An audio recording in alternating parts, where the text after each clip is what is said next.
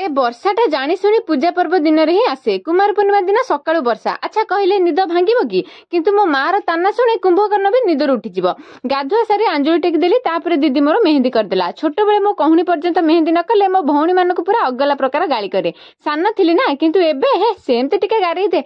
सजबाज ही ready ही गली। A dress कपड़ा मो दीदी मो पई यूपी रु आनीथिला। मो सांग एटा एते भलसे स्टिच करिछि, सुंदर तो लागिबि ना। अच्छा ड्रेसटा केमते हिची टिके कहले? मो दीदीर जेतु नुआ कुमार पूर्णिमा थिला, चाललु हमें पार्लर। फास्ट से नेल एक्सटेंशन कला, then makeup, hair style etcetera.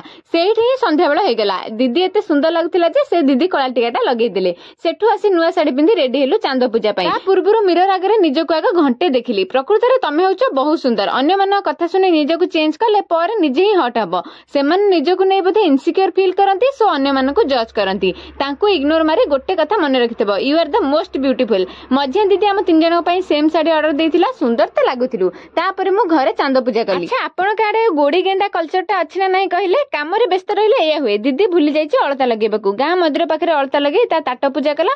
तापर हम गां रो कुनी सब्सक्राइबर सब पिक्चर क्लिक करे गजलक्ष्मी देखि घर को फेरलु।